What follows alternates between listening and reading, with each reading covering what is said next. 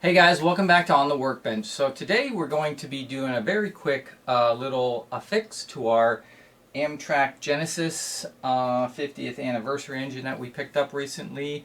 If you watch my video from the review of it, you noticed that I did have a little issue with a buzzing sound coming when the sounds were turned up. The shell would sort of buzz, and if I just sort of pinched it, it would go away. So we're going to solve that issue today, and I'll show you a couple techniques if you get these kind of buzzing sounds on your engine. So yeah, let's jump right into this and get started. Alright, so the first thing we got to do obviously is get the shell off. So if we flip it over here, I can see a whole bunch of screws here. But I'm looking for screws that look like they would attach it to the shell. Not every single screw, because some of these screws are going to be holding different things on, right? So we just have to there's 4 screws in the front here. And I see another one right here behind the trucks. There's some on the fuel tanks sections down here. And then there's some in the back here. So we just got to pick the right ones to find out which ones or which. Otherwise what happens is if you take some screws out, you can actually have other pieces fall out inside the engine that you don't want to. So and usually they're the same types of screws overall. Like I can see a couple of these have a little flange on them, some don't. So we'll find out which ones they are first. I'm thinking it's the looks like that is not it right here. I'm thinking it's the bigger ones with the flange, but we'll start with those, and then I'll let you know which ones they are if you happen to have the new Atlas engines. Alright, so there are just 6 screws that hold the body onto this frame right here. So on the front side of the engine, they're right behind the trucks, and they're these screws that sort of have like a little bit of a flange on the top of the head. So you can tell them from the other screws that don't have the little flange around them.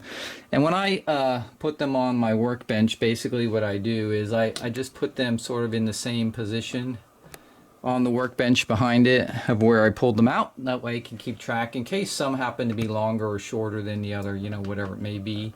But basically on this one, you've got 2 right here.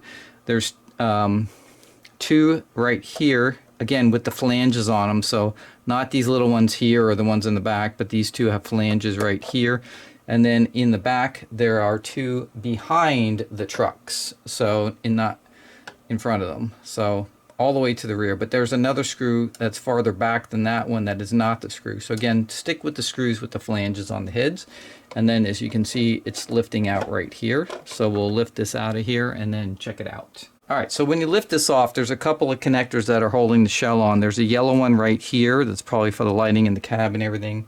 And then on the back end right here, if we move back here, there are 2 connectors right here that are, you know, holding the wiring for the rear lighting. It's actually pretty tight. They didn't give you a lot of length on these, so you're going to have to be very careful. They're thin wire, so just be careful when you're taking the connectors apart, and then you can get the shell off. Alright, so when you're dealing with these tiny connectors, especially tight ones where they didn't give you a lot of extra wire, what I usually try to do, I don't pull them apart, like, because you can't get your fingers on the connectors, the plastic pieces. Don't never pull by those wires. You'll just break them, and then you're going to end up with a worse situation.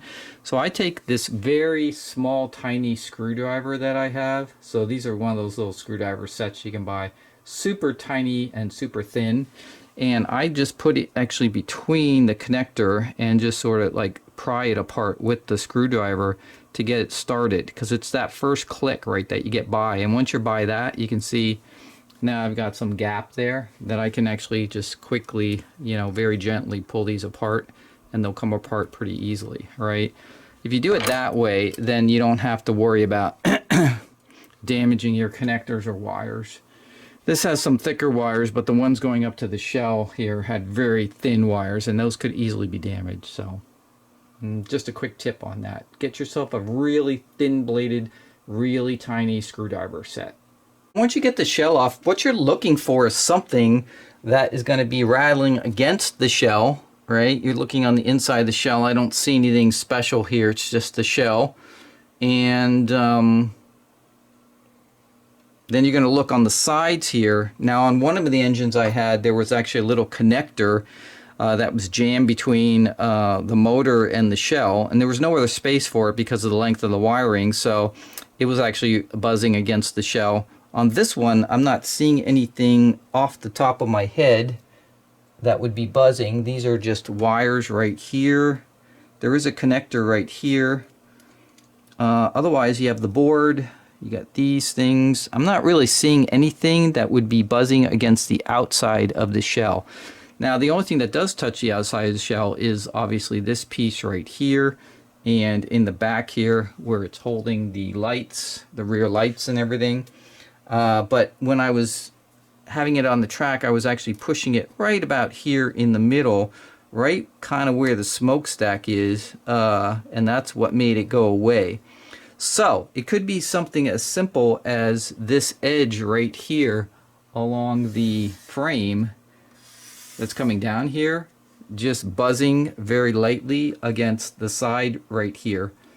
And that's all it could be, maybe something like that. I'm not seeing anything inside this particular one like I do on other ones where it should be causing a rattle. So you do have to be careful that things like these wire ties, which are hard plastic, are not barely touching the shell, because those could also cause rattles. So there's different things, but you're looking for hard surfaces, hard plastics that are barely touching. So there's a misconception about buzzes and rattles that people have. I worked on cars for years, and we used to solve these things all the time. And a buzz and a rattle is actually caused by two surfaces that are barely touching each other, but they're vibrating. You know, from in a car, it'd be from an engine or something like that. But there's a vibration happening, right? And two pieces are barely touching. It's kind of like a reed, right? If you blow through a reed, you get that buzzing sound, right? It's the same type of thing where you got two pieces barely touching, and they're vibrating, and that's what causes that buzzing sound, right? It's not loose pieces. That's a misconception. Everybody thinks it's something that's loose, and that's really not the case. It's just two surfaces touching each other, really. Now, a big rattle or something, that could be a loose piece. But when you have this open, obviously you're just going to check to make sure everything's screwed down, which everything is pretty tight here. The only thing I do notice is that little trough right here that goes to the smoke unit. Underneath here, it does have a little sort of pad. If you can see it, you probably can't see it in there, but there's a little rubber pad that it sits in. So, and I don't see anywhere where it's outside that pad, so that should be isolating that plastic piece from the top of the shell. So I don't think that's the issue. So what we're going to do is I'm going to show you a couple of supplies that you can use to resolve these types of things, and then we'll put it back together and see if it resolves our issue.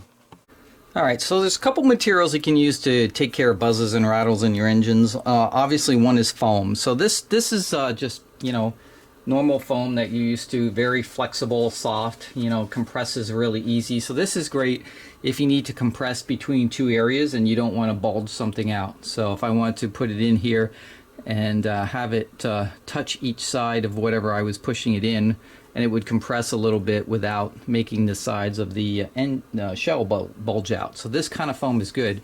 The one drawback to this foam is that it does tend to disintegrate over time, so as it gets older and ages, especially if it heats up or anything like that. So that's one type of foam. The other type of foam is sort of like this, which is a much harder type of foam. It is flexible, but it doesn't compress as much, right? So this type of foam, you sort of have to shave to the width or the thickness that you want, and then use this. But this is a much tougher type of foam where this does not disintegrate over time.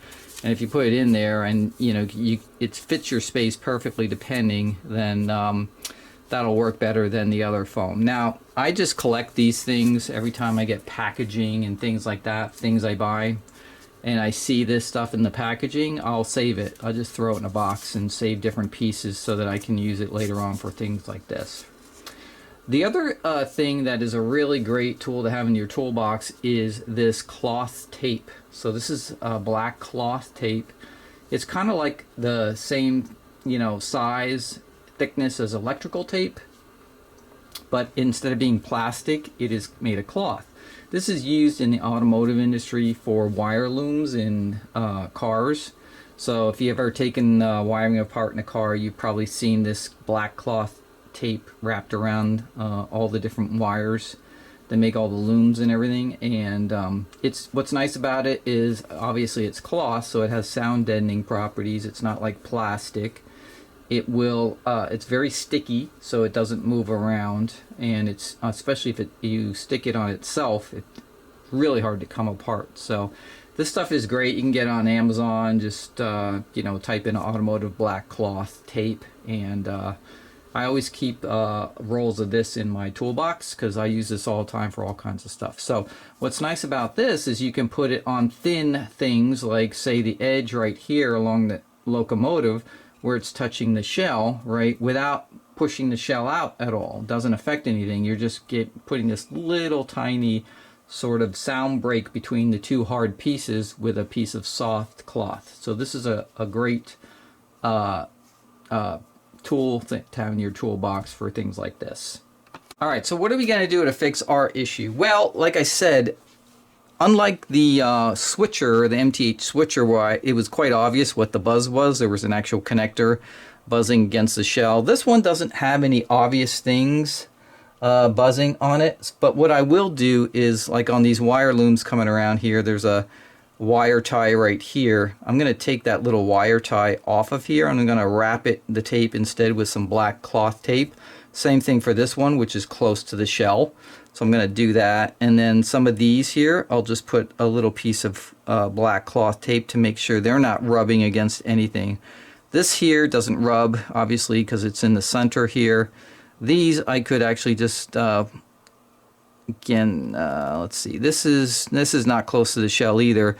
Although this is right here, this little connector. So this would be another one to either put a little piece of foam between it, or to you know, wrap it in black cloth tape just around it. And then in the back here, those actually ran underneath the little bracket here that holds the rear lights. So for that, I don't really need anything there. So, and then I think what I'll do is I'll just put a little strip right here along the body, right on this edge right here.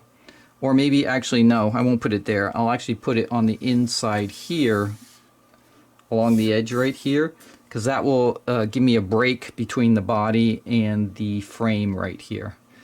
And that way it won't stick down, so I won't see it on the frame, right? But it'll be on the body on the inside here. So let me get that done, and then we'll come back. All right, so what I've done here is I've put... there was a plastic connector right here, so I just wrapped this plastic connector in some cloth tape. There was one actually on the bottom here I didn't even notice, sitting against the frame, so that connector I also did it. And I took off the two little wire ties on these two bundles on each side, and just put black cloth tape on those to keep the bundles together. So, and I can't really see anything else. Everything else is tight. There's nothing loose here. The only other one is this connector right here for the front shell. So that is near the end here on the edge. So that one I could put in a little black tape. And then these in the back, I don't think so, because they're just underneath here and they don't really touch anything. So I think that's it. Now, the other thing I did is on the shell is you can see right here, or maybe you can't in the light's not really good here, so let's see if we can do a different angle here. All right, we're gonna have to get up close, but anyway, right here, from here all the way down, I put a piece of the black cloth tape all the way down to this edge right here on both sides. So basically on both sides now I have this black cloth tape that will sort of isolate the shell from the frame here if it's touching. And so, you know, when you're putting it on, because you are taking up a little bit of a space there, you know, you're going to have to be very careful and maybe even just push it out just a hair to get it to fit in there. But usually it's not an issue. And that's pretty much all I can think of for right now. Now, if that doesn't solve our problem, then we could use some of the soft foam and put it in between here as sort of a noise buffer too, to just suck up any vibration that happens. But before we do that, I'm going to see if this black tape works first. So let me get this put back together, and we'll put it on the track and see what happens. Alright, so as I was putting this back together, I noticed when I was sort of centering the frame on the shell, if you listen, do you hear that? When I go back and forth, there are two pieces of plastic somewhere that are sort of rubbing together. And it seems to be right in this section right here. So we're going to take it a shell off again and just see if we can figure out two pieces that might be rubbing together. It could be something like the top of something rubbing against the top of the shell, I'm not sure, but there's something rubbing there, so let me check this out. Alright guys, so we got this all back together. I did not find anything rubbing on the inside. I think actually it was just the metal frame against the posts that the screws go in to hold it, that it was rubbing there. So when I tightened it up, that's all that was. So there was actually nothing on the top rubbing at all. So we're going to test it out here and see if it actually fixed our issue. So let me start her up here.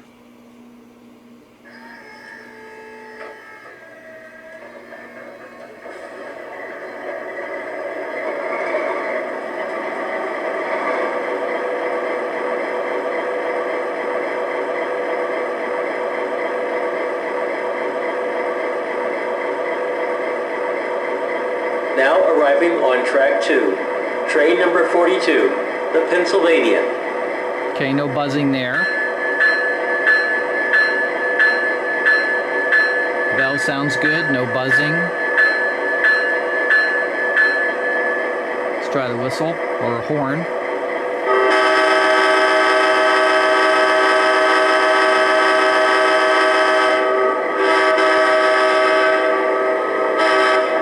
Great, no buzzing there. Let's try some of the other sounds here.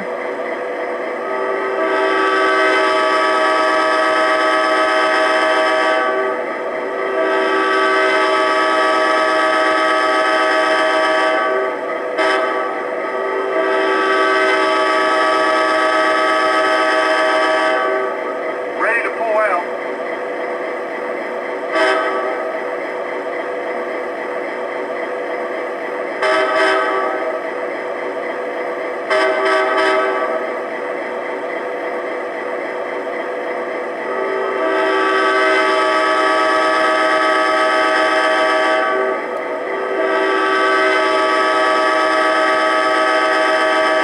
So the horn's so loud, that's really where the most buzzing was coming from. Now arriving on track 2, train number 42, the Pennsylvania. Sounds good.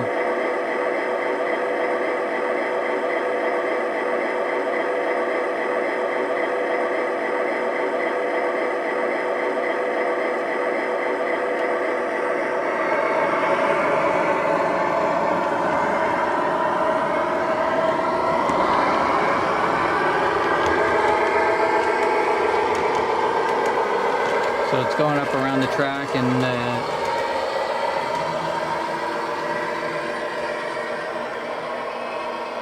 the sounds, the engine sounds sound good. So far so good. Let me reverse it back here.